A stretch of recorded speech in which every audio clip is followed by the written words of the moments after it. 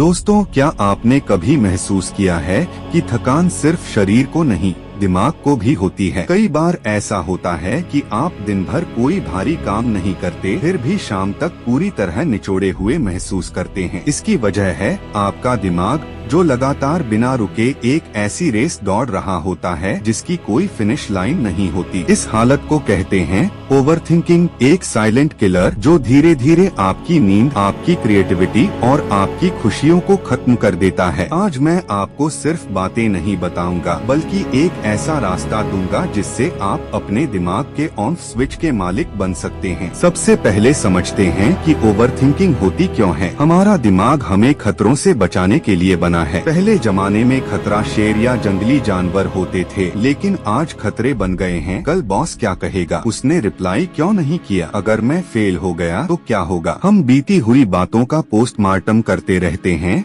और उन चीजों का डर पाल लेते हैं जो शायद कभी होंगी ही नहीं। जब दिमाग में बहुत ज्यादा शोर हो तो उसे बाहर निकालना जरूरी है। एक कॉपी उठाइए और जो भी मन में चल रहा है बिना सोचे लिख दीजिए। इसे ब्रेन डंप कहते हैं। जब आप अपने विचार कागज पर उतार देते हैं तो दिमाग समझ जाता है कि बात सेव हो चुकी है और बार बार वही बातें दोहराना बंद कर देता है। ओवरथिंकिंग तब बढ़ती है जब हम फैसले नहीं ले पाते। अगर कोई काम 2 मिनट से कम का है तो उसे तुरंत कर डालिए, और अगर काम बड़ा है तो परफेक्ट प्लान के पीछे मत भागिए। याद रखिए, आज का अच्छा प्लान कल के परफेक्ट प्लान से बेहतर होता है। एक्शन लेने से डर अपने आप कम होने लगता है। खुद से एक सवाल पूछिए, क्या मैं इस समस्या का हल निकाल रहा हूँ या सिर्फ डर रहा हूँ। अगर किसी बात का समाधान है तो उस पर काम कीजिए, और अगर समाधान नहीं है, जैसे मौसम या दूसरों की राय, तो उस पर सोचते रहना बेकार है। इसे स्टोइक फिलॉसफी में सर्कल ऑफ कंट्रोल कहा जाता है। जब दिमाग अटक जाए